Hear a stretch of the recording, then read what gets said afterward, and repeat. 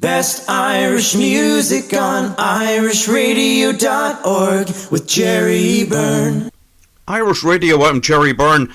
Now, since the advent of COVID and all the rest of it, I was speaking to many of the great and the good of music. Now, the interesting thing is I've actually spoken within this past couple of months to this next man, my guest, who is son and daughter, who are incredibly well established and highly respected and very popular in entertainment. But this man is a trailblazer in music. He has played with one of Ireland's greatest, Joe Dolan, for many, many years. Has also been involved in his own music projects. He's also toured for 11 years with the one and only, the late Brenda Grace. I'm delighted to say hello to Frankie McDonald. Frankie, how are you? Hi, Jerry. Good to talk to you. How are you? Not bad at all. I'm good. That's good. Glad to hear. Interesting thing, Frankie, is you were born actually in Clonus in County Monaghan. Yeah, I was born in Clonus, is right, and I left Clonus. My dad was in music. My brother also was in music. He was with the Venture Show Band. You may remember the Venture Show Band. They were based around Monaghan. They don't work around your area in Cavan and yes, Monaghan and the north of Ireland. But I was born in Clonus, and I did all my schooling there. But I left Clonus pretty early because I wanted to do music. So my dad saw kind of an advertisement for the Army School of Music in Dublin, so that's where I went off. I was only 14 and I joined the Army School of Music and did a musical training course up there for 3 years, and then I was posted to the band of the Western Command here in Athlone. That's where I live now, you know. Right. And I did 9 years with the Army band. I was lucky during that period because I've been playing trumpet. I did a lot of kind of jobs at Dublin Airport, where I met different dignitaries coming from different countries, including President Kennedy. I was the trumpet player for President Kennedy at Arbor Hill in 1963, but not before he died or he was killed, you know. So I bit of a history in the Army band. I did a tour of Cyprus with the UN in 65, so this is before the Drifters and Shore Band came in, you know. So I did a lot of stuff around that time, which was totally different than what I'm at now, you know. Right, that certainly was. And very... So my trumpet played dropped everywhere. Indeed. So I was lucky. I did luck as well, you know. Indeed, that was superb. And I must say a great, a great start sort of to a music career. Yeah, the Army band, or the Army School of Music was, because we were trained with classical music and brass band marches. We learned how to read music, and it was a good training. I never regretted it. And even though I was very young, but you just knuckle down. It's like a kid going to stay in college, like where you go and you stay 5 years. I was the same in the Army, you know. I was just left home, and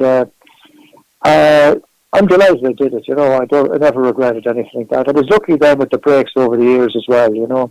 Indeed. Now, tell me, as regards being in the Army band, are you the same as like a regular guy in the Army as well? Do you do other things? No, we were non-combatant. We were just played instruments, but we were medically trained. If in the event of a typist, for instance, if some trouble broke out, we were trained as medics, stretcher bearers. Just generally, we did a course and all that stuff. But lucky, nothing really happened to go down that road. What we did was, there was 30 of the band went to Cyprus 65, but we did different jobs in the camp, like worked in messes and bars and stuff. But we formed a little 5-piece band. We call it the Irish Robots. We toured all over Cyprus to the different camps, the Swedes, the Danes, the British. So we had probably a good time, you know. We played our music as we used to do in Ireland, all the show band stuff. Beatles was big at the time, so our 5-piece band covered a big area.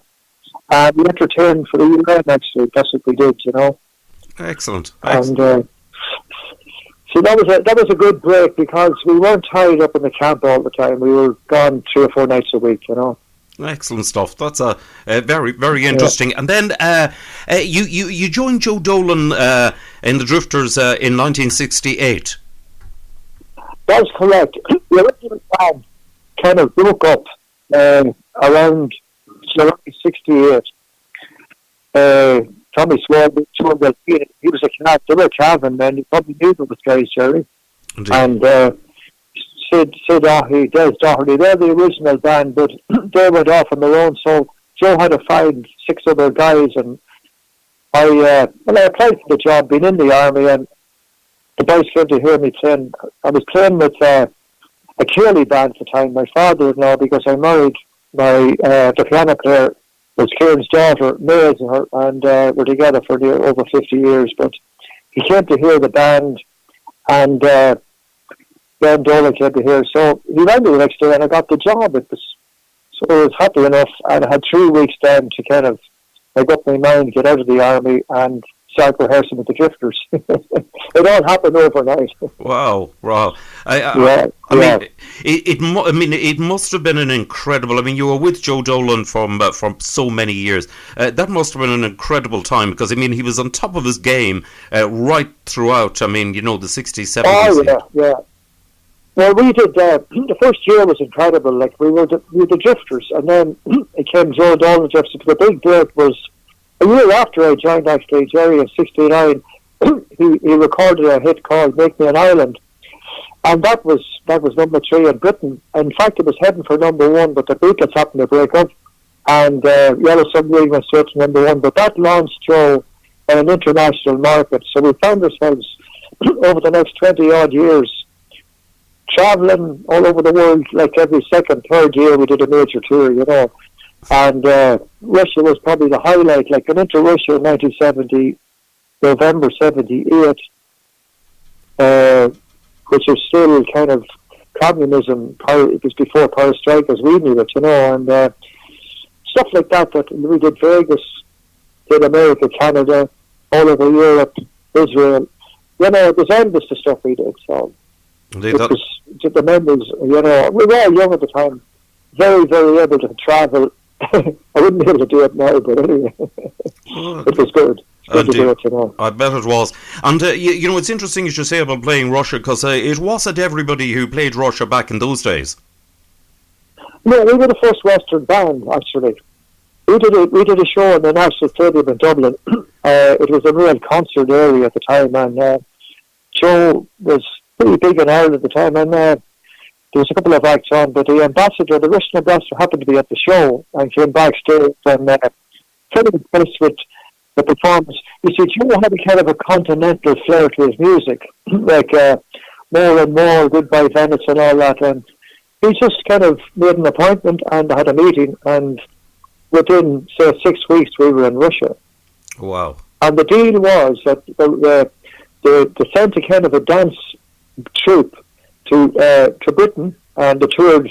It was a cultural exchange, basically. Now, then we were paid for it, of course, but we were very well looked after. We played stadiums down in Leningrad at the time, and now St. Petersburg. We played 12 nights in a big ice rink that they covered up the floor, 11,000 people for 12 nights. Played Moscow, played Kishinev down in the Black Sea. Like, it was a fantastic experience. There's no doubt about that. And we were very well looked after. During the daytime, they had to bring us to various places. Like we were blessed in the palace up in St. Petersburg. Saw the gold room, all the huge paintings, very popular stuff. And then Moscow, they showed us around the armories. Like, they really looked after us very well. It was a very, very well organised tour. And it was a big memory, one of the biggest memories of all time for me, Well, I bet it was. But I mean, it was one of the things that you mentioned there about the continental thing. Joe really could have, should he have wished to concentrate on actually working in Europe, he could have been an absolutely huge star in Europe. Yeah, he could have spent. Well, he was in the early days, like Make Me an Island, and his first album with Lady in Blue, Make Me an Island. Like, Lady in Blue was number 5 in France. We did a French tour in Germany, Brussels. We did or Belgium. But he could have. You are right. But Joe was a home bird. Like, to give you an example, we did Vegas for 3 months, and we were totally unknown. Joe, but within 3 or 4 weeks, the word got out, and we were packing the Silverbird. It was one of the major hotels on the strip, 2 shows a night, and Joe was offered full-time residency. And the story goes, and they had a meeting, and Joe decided, I want to go home and play music in Ireland, tour an odd time, and play golf with my friends. And that was it. Wow. And you know what? In hindsight, it was probably the best decision that was ever made, because Vegas is a very hard town to stay in and stay right and keep it going. We did 40 years on the road the way it was, so I don't think Vegas, between the casinos, gambling, the drink is free. If you're playing music, you can drink as much as you like. So a lot of fellas kind of didn't stick the pace over there, and it was a good decision for Joe, you know. Yes. We didn't do it. Yes. Yeah. But it just goes to show him, the incredible artist he was, and indeed the incredible band that you belong to as well. I mean, it was, there was a fantastic sound. Everything was done to the last. Yeah, we did a lot of rehearsing. Like, I mean, we got an album of Joe, we took it together, we went to the studio, Joe the studio running guy, and we rehearsed exactly what was on the record. And in the earlier days, Jerry, we got the music out from England, from the arranger, a fellow called Johnny Arty. And he specifically put brass in a lot of the stuff because we had a brass section. But being in the army band, I knew how to read music, so I did a lot of the arrangements. None of the guys were reading music, so I played all the parts with the boys, and eventually the band got tight. And then, after a few years, the music stopped. So there's a guy called Roberto De Nova, and he did Goodbye Venice. He wrote all that stuff, Lady in Blue. So there was no music. It was just layering of the record. It was kind of the way it was in the show bands. You just had to burn it off the record, learn your part, put in string parts, just make up different rhythms and riffs to suit the thing. But I mean, we did a lot of rehearsing. You know. Yes, I'd well believe that, because the shows. When you've seen one of the shows, I've been lucky enough on numerous occasions to see the shows. They were incredibly professional. Yeah, I mean, Joe was, we all, and Joe learned every tour we did. We came back very fresh, and there was fantastic sound systems which we didn't have in Ireland at the time. So he was a kind of a couple of notches above. He expected us to put on the show, and he was phenomenal all the time, you know. So we just had to be at the top of our game all the time, you know. Now, it's very easy to work. We had a good team, and there was great morale in the band. Absolutely fantastic, you know. That is, I'll have to say, fantastic experience. But in between that, I mean, you did for a period, you did some of your own projects. I mean, you had a band going together with Keith and Lorraine. Yeah, I started hitting Lorraine. Actually, we started in the Prince of Wales, the Runny Kids, the hotel in Athlone here, and we did a kind of a Sunday morning jazzy thing, and then they developed. They went on, and they had a band called Route 101. Did a bit of TV in the early days, and yeah, we spent a lot of time doing different things, and then Keith and Lorraine branched out, and I carried on with Joe. I got into promotion then with Joe. I used to run some of the shows, and yeah, I mean, music was my life, and I'm very grateful for it. Very grateful for all the opportunities I got, and I'm still hungry enough to do more. That's brilliant. You know. You never want a musician, you don't want to pack it up. I wouldn't be doing that. I hadn't been doing that much up to cover some hotel work with a local girl singer, just to kind of keep me in the business, you know. Right. And I'm happy enough doing that. Right. Now, you also, after Joe passed away, you then toured for 11 years with Brenda Grace. Yes, yeah. What happened was, when Joe passed away, I got a call from a guy in Galway, DJ Duggan. Now, I never knew him, but he asked me with a tour. There's a Jerry Flynn and Joy Travel. It's an English-based company, and I did a lot of work in Spain and Portugal with the Galway jazz bands. But I was lucky to get those opportunities. And then in the meantime, about 6 months after Joe died, Tom Kelly, who was Brenda's manager, I used to know him through the business, and I just met him one day briefly, and I just said, look, if you ever need an opening act, we did this, and I had a 3-piece brass section, and we worked on tracks, and he rang me, and he says, I've got a week's work for you in the summer. We see what the sound is like, blah, blah. So I ended up with him for several years. They had a winter and summer tour, so yeah, it was great. And Brendan was a good guy to work with, you know. Indeed, yes. He used to do about 3 quarters of an hour. He used to open the show, you know. Yeah. Yes. And then do a little bit on finish. And yeah, they were quite exciting days as well. So I mean, all in all, it was a great time, and as I said earlier, I'm very grateful for all the opportunities I got in music, you know. Indeed. And the other thing about Brendan Grace was that he was a consummate professional as well. Oh yeah, to his fingertips. There'll never be anybody like him in Ireland again. It'd be the same power as Joe in a different entertainment business. He was very fast on the uptake, very good comedian, great delivery. I mean, you know, it was a great time to be with him, and I used to laugh every night at the same jokes, but it's the way he delivered everything fantastically, you know. Indeed. And you've also done material of your own. I mean, you've got a song which you had out before, but you're sort of promoting it again at the moment, which is Your Good Self, and also you've got Lorraine in it, your granddaughter and your grandson, with doing Ave Maria. That's right. I recorded that locally about 3 years ago, and I did it just overlooking Loughree. I like the site. There's a huge cross called the Marion Cross, erected in 1950. It's overlooking Loughree and the yacht club here in Athlone. So I thought the scene, I wanted to do something in that vein, so I got the scene and I did it at a grotto, a couple of locations, you know, and I got Lorraine on. She played a bit of flute, and my granddaughter played piano. And so I was very happy with that, and it's something I wanted to do, you know. It's a beautiful piece of music, and it's on YouTube.